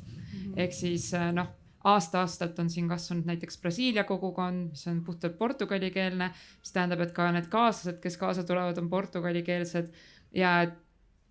et kus siis seal lõpeb riigi vastutus ja roll on ju, et mida me siis saame teha, et minu isiklik arvamus on, et me peame mõtlema välja selle, et kuidas inimesed suunata väga intensiivsesse keeleõppesse ja nii-öelda muuta nad võimalikult kiiresti eestikeelseks, et nad suudaksid eestikeelsel tööturul ikkagi midagigi välja pakkuda, sest neil ei ole mingeid muid eeliseid. Venekeelsel kaaslasel on see, et Eestis siiski suur osa elanikkonnast endiselt räägib vene keeles, annab talle mingisuguse eelisseisu, on ju. Ja kui ta siis natuke inglise keelt ka räägib, siis väga võimalik, et ta leiab endale mingi väljundi. Inglisekeelsel kaaslasel samamoodi. Meil on piisavalt rahvusvahelisi ettevõtteid, kus võimalik, et mingites tugifunktsioonides ta leiab selle nii-öelda koha. Me teame väga palju omaenda spausse, kes on läinud näiteks ka personaliosakondadesse, on läinud müügiüksustesse. Ja ega ettevõtetel on siin ka väga palju potentsiaali, mida veel kasutada, et tulebki sul Brasiilia turuekspert tegelikult on ju. Mine valluta see Ladina-Ameerika, või mis iganes riik on ju, et see on tegelikult ju sinu võimalus on ju. Aga et me peame nagu võib-olla ka ise mõtestama ümber seda, et kui palju me riigina tegelikult tuge peame pakkuma ja mis on see tugi, on ju, et seal võib-olla ei ole küsimus CV koostamises, vaid reaalselt selles, et see inimene suudaks sama intensiivselt eesti keelt õppida kui siin tudengid esimesel aastal, mida neile võimaldatakse. Võib-olla lihtsalt et ma olen sellega nõus. Esiteks tõesti statistiliselt on see number viimastel aastatel väga palju kasvanud, pererändega saabujate arv. Ja võib-olla just ka see, et kuidas sellele reageeritud on, et mis oligi jutuks, et inglise ja vene keel nagu ilmselgelt ei kata seda vajadust enam ära. Aga esimesed nagu sammud ongi, et näiteks keeleõpet, eesti keeleõpet järjest vähem tehakse nagu baaskeelega. Et ka meie enda kohanemisprogramm on nüüd uuel aastal selles suunas just liikumas, et need vahekeeled kaovad ära, eks ju, et oleksid inimesed rohkem võrdsel positsioonil. Ja teiseks just, et ma ütleks ikkagi, et need sammud on nagu tehtud või seda nagu mõtestatud, et just riigis, et see on ikkagi nagu reaalne ressurss pererändega saabujad, kellel on oskused ja teadmised, aga täna ongi just, et kuidas veel edasi neid teenuseid siis niimoodi vajaduspõhisemalt pakkuda ja et see info jõuaks nendeni, et inimesed jõuaksid siis kas tööjõuturule õppima, ma ei tea, mõnda vabatahtlikusse organisatsiooni või midagi, et sellega kindlasti nagu järjest rohkem tegeletakse ja see on nagu prioritiseeritud, et ma ei ütleks, et see on kuidagi nagu jäänud tahaplaanile, aga ma arvan, et seda kõike saab lihtsalt teha nagu veel rohkem ja veel süsteemsemalt. Et ka siis sellel samal tööandjal, kelle juurde nii-öelda tuli see töötaja koos oma perega, oleks ka see info, et tõenäoliselt täna võib-olla kohati jääbki see nagu hektiliseks, et ei ole seda nagu tervikülevaadet. Ja eks me räägime küll, et numbrid on kasvavad, aga lõppkokkuvõttes me räägime ikkagi päris väikestest numbritest, et eks siis ka iga teenuse pakkumisel see nii-öelda kvaliteet, kvantiteet nagu küsimus paratamatult tõstatub ka siin, on ju. Eriti kui siis need inimesed hakkavad hajuma mööda Eestit, siis järjest nii-öelda keerulisemaks see muutub, on ju. Et peame ka sellega arvestama. Aga Martinil on veel üks küsimus. Ja üks väike märkus veel, et me selles mõttes need, millest teie olete rääkinud ja natuke mina ka puudutasin, oli ju nii-öelda reaktiivsed asjad. Ehk siis, kus see hüppe peaks täna toimuma, on see, et kui me sellest kaasusest räägime, siis tegelikult, et kuidas vältida seda, et see kaasa ja kogu see perekond siis lõppkokkuvõttes pettub ja siis ära läheb, on tegelikult see, et ideaalis võiks neil juba olla see info enne, kui need riiki saabuvad. Ehk siis tegelikult see, kas see kaasa saab nüüd siin konkreetselt tööle, aga vähemalt see, et kuhu ta peaks siis pöörduma. Mitte ei ole see, et ta tuleb siia kohale, siis abikaasa tegeleb seal töö juures oma nende asjadega, siis on vaja laps kooli panna, on ju, et siis ta hakkab alles otsima ja siis ta võib-olla frustreerub, eks ju, et tegelikult see peabki liikuma täna reaktiivsest proaktiivsesse, mida täna selles mõttes on jäänud natukene vajaka. Aga ma julgen öelda, et me viimase 2 aasta jooksul oleme liikunud kindlasti proaktiivsuse suunas. Et kas või meil omal rahvusvahelise maja näitel, et nii palju ikka pöördub meie poole välismaalasi selles etapis, kus nad veel Eestis ei ole. Ehk siis nad on alles oma välisriigis ja juba küsivad kõiki neid küsimusi. Ja. Nii tore, publikust on küsimused. Ja Jette Tallinnast, kohanemishuviline, et tahtsin ruttu ära küsida enne, kui järgmise kaasuse juurde liigute, et uussisserändajate kohanemisel et tööandjatel on väga oluline roll, samamoodi ka riigil, nagu siin mainiti. Aga ma tahtsingi küsida just Pipedrive'i ja siis Swedbanki esindajatelt, et mida teeb teie ettevõtte selleks, et teadvustada siis nende välismaalaste ja eestlastest kolleege, et ka neil on oluline roll nende uussisserändajate siis kohanemisel, võrgustumisel ja nii edasi. Ja on teil äkki mõni hea näide? Näiteks üks asi, mis me teeme, on see enne, kui töötaja on üldse Eestisse tulnud, siis me otsime talle mingisuguse sõbra või buddy, nagu see inglise keeles on, kellega ta siis saab suhelda siin juba, saab arutada mingisuguste üürikorterite hindu ja me anname nagu selle võimaluse juba kätte, siis selles suhtes, et mis meil on juba nii-öelda on hästi, et meil on kontoreid igal pool, meil on Portugalis, USA-s, Londonis, ja nii edasi, et niikuinii on töötajatelt juba oodatud, et nad suhtlevad teiste kontoritega, teiste rahvuste ja kultuuridega. Nii et kui nad tulevad ka meie Eesti kontorisse, siis nad teavad, et nad peavad seda rahvusvahelist suhtlust tegema. Ja samamoodi, et kui tuleb siis mingisugune uus töötaja, olgu ta siis eestlane või välismaalane, siis meil on nagu ikkagi üsna pikk sihuke onboarding programm, mille juures siis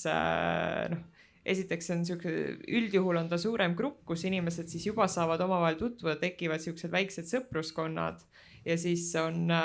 selle välismaalase töötajaga on veel eraldi, et näiteks enne kui ta üldse Eestisse tuleb, me kutsume ta nagu Eestisse, et ta näekski seda, et okei, et me võime rääkida küll, et meie ilm on siin väga kole, aga et ta saakski tulla koha peale ja näha ära selle, et kas talle see sobib ja samamoodi me võtame nagu kõik tema tiimiliikmed õhtusöögile või kuhu iganes, et nemad saaksid ka näha, et kas see inimene on meie väärtustega kooskõlas. Et ma tean, need on taaskord sellised näited, mida ilmselt teevad nagu suuremad ettevõtted, et ma täiesti teadvustan seda, et seda ei ole võimalik nagu pakkuda igal, ma ei tea, 10 inimesega IT-ettevõttel, aga need on lihtsalt miks mitte, et selles suhtes kohtumistiimiga võid ju teha ka online'is on ju, et see nii-öelda mingeid, alati võib leida nagu odavamaid alternatiive ja lihtsamaid alternatiive. Et ma näen nagu ka seda, vabandust, et tegelikult kõiki neid asju on võimalik teha ja ma arvan, et selleks, nagu ma ka eelnevalt ütlesin, selleks ei pea olema inimene, kes on nagu kõiki neid asju pakub ettevõtte siseselt, et see on väga tore, et meil see võimalus on, aga tegelikult kui sa nagu tööandjat teadvustad või õpetad talle, et okei, et meil on see väga vahva see spouses program ja nii edasi, et ta saab selle info lihtsalt edasi anda, siis juba see annab nii palju juurde, et kui alguses selle inimese, kes tuleb, tal on see suur tahe siia tulla ja siin nagu õppida neid asju, et siis tal oleks see materjal olemas, kust edasi minna. Et see on nagu see esimene punkt minu jaoks. Ülle? Jaa, no ma ei hakka neid kordama, me teeme täpselt neid samu asju, aga mis ma tahangi öelda, et ega võib-olla me räägime hästi palju välismaalaste sisseelamisest, aga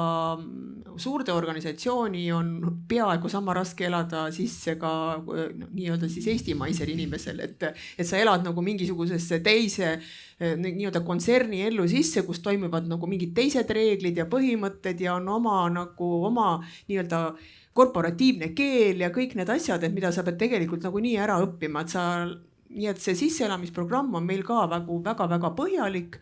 ja ma arvan, see, mida inimene ootab, on see ka see individuaalne kontakt, et sa mainisid ka, et teil on nii-öelda üks inimene, kes toetab mingites asjades, et meil on need inimesed personaliosakonnast erinevateks rollideks ja et on nii, kes värbajad, eks ju, kes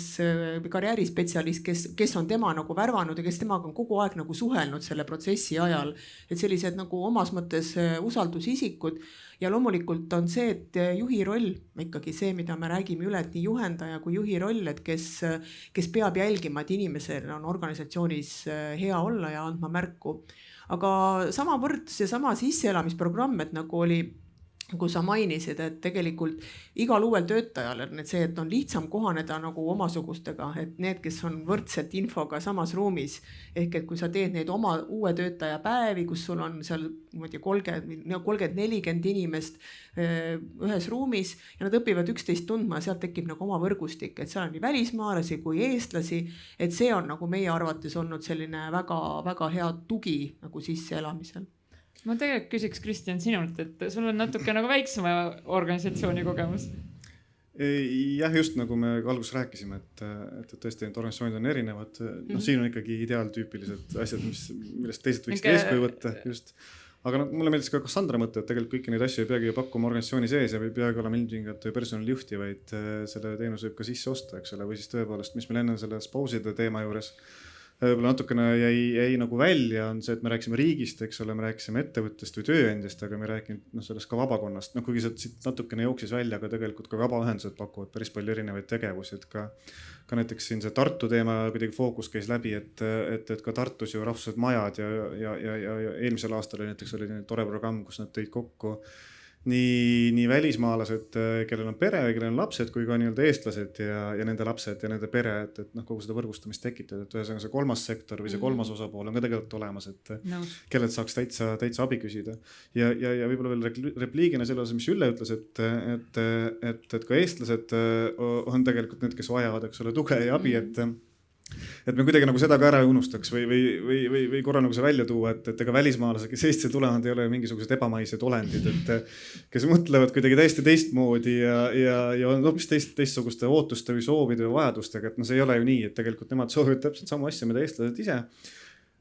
Sõpru, eks ole, kontakte, teenuseid, tuge ja nii edasi, aga lihtsalt mis need teeb eriliseks ja miks me täna sellest kõigest inimesed räägime, on ka ju see, et nende puhul kõik need probleemid natukene võimenduvad, eks.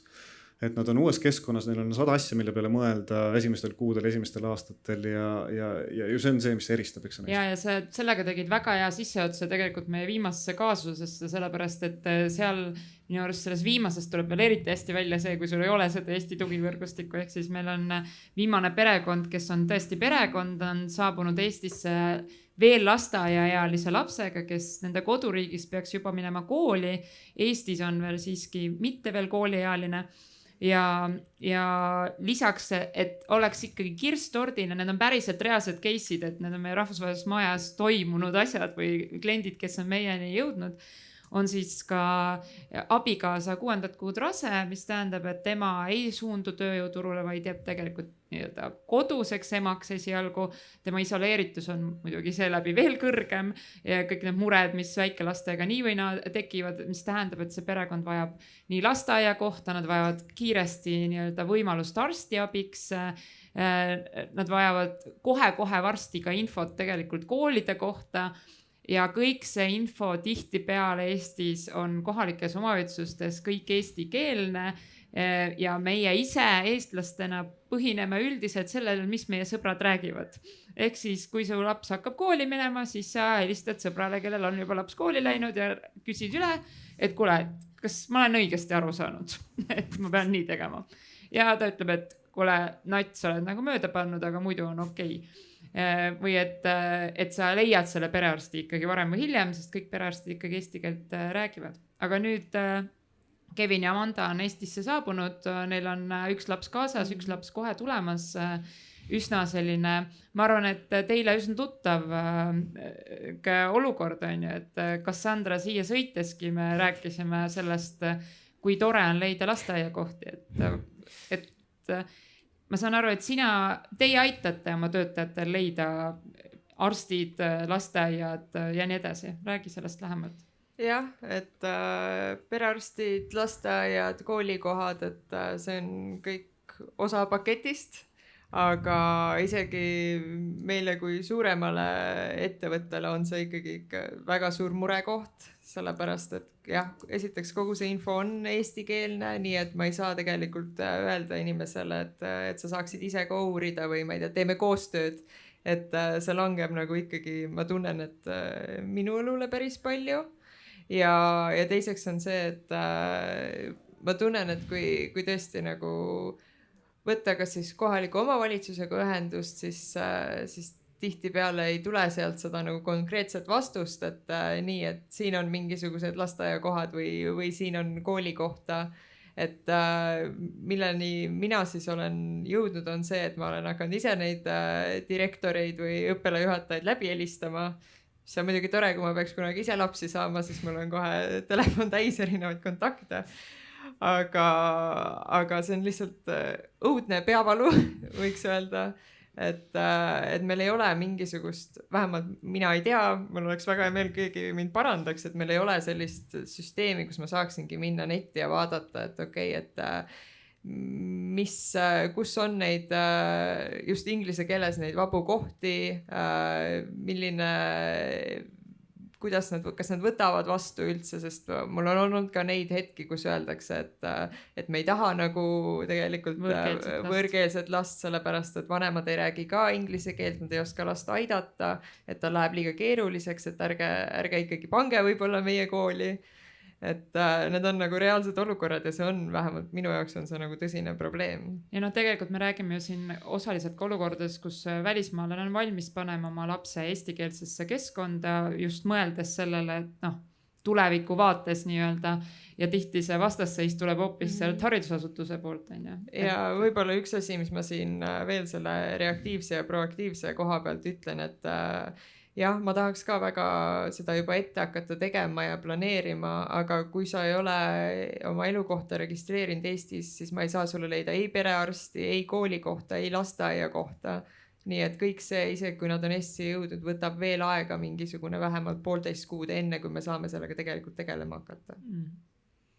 Mis teie kogemused Swedbankis on? Sama, et tegelikult kõige keerulisem ongi ikkagi, mille järgi inimesel tekib väga ruttu vajadus, on just see sama perearst, eks ju. Et katsuge ise, ma ei tea, kes on vahetanud, eks ju, elukohta Eestis, et mina ükskord tegin seda küll palju aastaid tagasi, aga õudne oli, et ei ole sul hambaarsti, ei ole sul perearsti, et ei tea, kuhu minna, kuhugi sind ei taheta, et kõik nimistud on täis, et ja mõelge siis veel korrutage veel nagu mitmega, kui on mitu pereliiget, mis see võrdub, eks ju. Ja siis sellega, et sa veel ei räägi eesti keelt. Ja sa veel ei räägi eesti keelt, jah. Aga ma arvan, et ma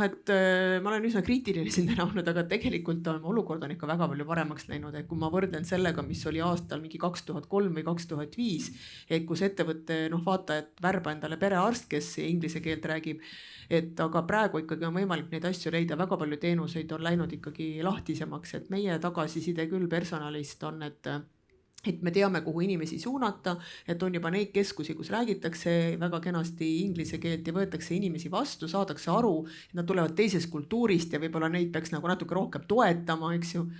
Et aga koolidega on küll jah keeruline, et omal ajal oli nii, et läksid kõik ikkagi rahvusvahelisse kooli, sa teadsid, et mis on see koht, kuhu sa nad kõik saadad. Aga praegu ongi see sama, et inimesed tahavadki integreeruda ja tahavad eestikeelsetesse koolidesse minna, lasteaedadesse, eks ja tuleb jälle see sama, kus ma jõuan tagasi see eesti keele, kas me eestlased tahame rääkida teiste rahvustega inglise keeles, kas me oleme võimelised seda tegema, et kas kui laps läheb kooli, kas õpetajad suudavad rääkida nende vanematega inglise keeles, vastus on, et kindlasti, et kõik ei suuda ja sama nagu lasteaedades. Ja nad tõenäoliselt kõik ei saagi suutma. Ei saagi suutma jah, et kas on tahtmine nagu mingi kontaktisikuid nagu nimetada, sest me ei põgene selle probleemi eest kuskile, meil tuleb neid inimesi ja jääbki tulema, sest kui me tahame kasvada, meie majandus tahab kasvada ja areneda, siis meil tuleb selle probleemiga tegeleda. Ja võib-olla ma ka peegeldaks paari asja, et jah, ma olen nõus sellega, et on palju asju, mida tehniliselt selles mõttes saabki tõesti teha alles siis, kui on elukoht registreeritud. Aga võib-olla ikkagi nagu see saabumise eelsuse nüanss saaks siinkohal olla nagu kaetud sellega, et selgitada sellele tulevale siis perele, et mida see Eestis üldse tähendab, et näiteks, et te asutegi ühte kohalikku omavalitsusse elama, et siis ma ei tea, koolikohtade leidmine käib niimoodi, perearstide leiate niimoodi, et selles mõttes, et nagu selline üldine sissejuhatus, et jah, et ta ei saa veel konkreetset nime, et ma ei tea, doktor Mari aitab sind, eks ju, aga selles mõttes, et tal on nagu see ülevaade olemas, et ta teab selles mõttes enam-vähem, kuidas nagu üleüldse orienteeruda. Ja teiseks võib-olla see nüüd konkreetse teenuse leidmine, et jah, koolikohtade ja lasteaiakohtadega kindlasti on selles mõttes esineb väljakutseid, aga ma arvan, et siit tuli ka juba välja, et see ei ole tihtilugu ka ainult kuidagi seotud sellega, et tegemist on nagu välismaalastega, et kui tuleb, ma ei tea, tagasipöörduja Eesti pere, kes tahab ka märtsikuus leida kooli kohta, siis see ongi väga keeruline, aga see ei tähenda kuidagi seda, et me ei peaks sellega kindlasti tegelema, vaid vastupidi, et siinkohal on jällegi ka selle kohaliku omavalitsuse nüüd haridustöötaja pädevuse ja teadmiste küsimus, et mida saab ka riik aidata teha, et koolitada ja nõustada, et ma ei tea, et see välismaalasest lapsevanem ka teaks, et tal on tegelikult õigus valida kooli kohta, et selles mõttes, et seaduse alusel, et tihtilugu see muidugi ei tähenda ka seda, et eestlane nüüd saab ja läheb ja valib selle koha, et kui ei ole koolis kohti, siis ei ole, eks ju, aga ta ei jääks nagu sellest kohast ilma ja nüüd selle perearsti teema osas võib-olla peegelduseks, et jaa, see on olnud pikki aastaid suur probleem selles mõttes, et juba uuringus, mida me mainisime 2014 oli üks valukoht ja eelmisel aastal samamoodi, aga seal on tehtud ka kindlasti nagu väga suuri samme selle suunas, et seda olukorda parandada, et Terviseametil on nüüd reaalselt nõustaja tööl, kes teenindabki inglise ja vene keeles, püüab neid probleeme lahendada ja ka selles mõttes nagu süsteemsemalt, et mitte nüüd lihtsalt tema tööülesanne ei ole leida igale välismaalasele nüüd üks konkreetne perearst, vaid et ka Terviseamet ise siis selles mõttes nagu süsteemselt suudaks nagu näpu peale panna, et kus see nagu alguse kõik saab ja et noh, okei, me teame, et see saab sellest alguse, et meil ongi perearste vähe ja ka eestlastel on raske perearste leida kuskil Meremaal näiteks, aga selles mõttes, et ikkagi ja tõesti neid samme on nagu ka päris palju selles suunas tehtud ja ma arvan ikkagi just see saabumiseelne selline üldine selgitustöö võtab seda nagu stressi või sellist teadmatuse momenti sellel tulijal nagu maha, et ta mõnes mõttes nagu teabki, et jah, see võtab nüüd pisut aega, ma pean tegema seda ja seda, aga see ei ole ka kuidagi niimoodi, et ta saabub siia ja siis nagu hakkab see alles kõik pihta, et oota, kuhu ma nüüd minema pean, mis nüüd täpselt, et selles mõttes seda ikka mingil määral saab kindlasti nagu maandada ja teha nagu sujuvamaks selle abil. Aga ja mis tahtsin korra öelda vahele seda, et või korra nagu jätkata, et ega see saabumiseelne teenuse informatsiooni pakkumine, see proaktiivsus ei ole ka alati võluvits tegelikult, et mida jällegi meie, eks ole, analüütikutena uuringutest näeme, on see, et vaatamata selle, et informatsioon on olemas kusagil ja nad saavad selle kätte, nad tahavad selle ikkagi kuidagi üle valideerida ja mitte valideerida seda üle, eks ole, sellistes organisatsioonides, millel nimi on Töötukassa, eks ole, nagu sa ironiseerisid, mis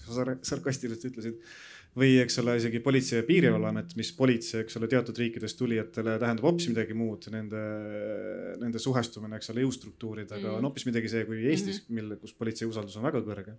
Ehk siis isegi kui nad saavad selle informatsiooni kas eelnevalt või pärast või kuskilt ametlikust kanalist, nad ikkagi tahavad seda üle valideerida. Ja seda me näeme ka sotsiaalmeedias, kuidas tegelikult küsitakse neid samu asju, näiteks kuhu kooli enda last panna. Ja see on nagu hästi huvitav tegelikult teemavaldkond ka, mida me täna ei jõua siin pikemalt rääkida, aga me näeme, kuidas just näiteks venekeelsetes sotsiaalmeediagruppides, mis puudutab nii-öelda venekeelseid, kes Eestisse tulevad ja otsivad oma lapsele siis kas lasteaeda või kooli, et siis kuidas ikkagi neid natuke nagu suunatakse, isegi mitte teadlikult või pahatahtlikult, aga ikkagi nii-öelda venekeelsetesse koolidesse või vene õppekeelega koolidesse või asutustesse. Puhtalt sellepärast, et mitte, et seal oleks kuidagi identiteedi säilimise küsimus ja nii edasi, vaid pigem see, et nad ütlevad ka, et kuule, ära võta endale seda nagu jama, eks ole, kahele, et pane ta sinna nagu nii-öelda emakeelsesse kooli ära, eks ole, ja sul on nagu palju asju sellega kaetud, just. Aga me teame, eks ole, mida see endaga kaasa toob, see on sama probleem, millega me oleme võidelnud viimased 30 aastat juba. Nõus, et eks need küsimused ongi, aga kuidas sulle tundub nagu nii-öelda väike ettevõtjana või noh, nii-öelda töötades väikeses organisatsioonis, kes ei puutu, sa ei värba nagu välismaalast iga nädal või iga kuu, et kas sellistes olukordades nagu näiteks see viimane üsna kompleksne nagu kaasus, kas ja kuidas see tööandja saab aidata või kas ta peaks? Ei, no ma arvan, et just väikestes ettevõtetes kindlasti tööandja peabki, et eriti kui sul on seal üks välismaalane, kellel ei ole, Pipedrive'is ja suurtes firmades on ilmselt ka teised välismaalased, nad tekitavad minimaalselt, kui midagi muud üle ja nad suhestuvad ja sotsialiseeruvad omavahel, eks ole, kui sa oled üks inimene, üks välismaalane Eesti ettevõttes, et siis on sul see olukord nagu natukene isegi võimendunud ja keerulisem, et siis ma arvan, et see tööandja roll on kindlasti hästi oluline, aga loomulikult ma siin võin täitsa vabalt nagu avalikult tuhka pähe raputada, et ega meie ei ole ka kuidagi eeskuju, kuidagi eesrindlikud, hoolimata sellest, et me seda teemat ju uurime ja soovitame, kuidas kõik teised peaksid käituma, et ega me neid ise väga neid õpetussõnu ei taha nagu järgida, et lihtsalt see töötempo, eks ole, kiirus ja nii edasi, et see kõik võtab oma lõivu. Aitäh. Kas on kellelgi veel, ma saan võtta ühe küsimuse või ühe kommentaari, enne kui me peame otsad kokku tõmbama? Väga huvitav diskussioon, me libisesime märkamatult selle nii-öelda võõrtöötaja kohanemisest tema kaaslaste ja pere peale. Ja see ongi palju raskem probleem, mulle tundub, nagu me siin arutime. Et me rääkisime siin kohanemisest ja hästi palju juriidilistest aspektidest, praktilisest elust, haigekassa, arstid, dokumendid, kutsestandardid. Aga kohanemise edukus on tegelikult see, mida inimene hindab ise ja ta hindab oma tunnetele toetuvalt. Et see, kuidas ta tunneb ennast siin. Just. Ja nüüd me jõuamegi siia, et milline on see Eesti üldine taustsüsteem ja foon võõraste suhtes ja kas seda saaks kuidagi sõbralikumaks muuta. Et seesama, kui ta on seal toredas ettevõttes Pipedrive'is tööl, aga kui ta läheb õhtul kuskile tänava peale välja, et mis siis nagu juhtub, et need mõjutavad nagu elu palju rohkem ja kui me räägime kaaslasest, kelle töökohta polegi sellist turvalist kindlat töökohta, kus ta saaks neid positiivseid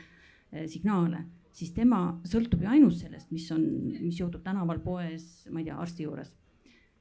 Ja et see on nagu üks asi, et see foon, üleüldine foon, et võib-olla siin EAS võiks teha,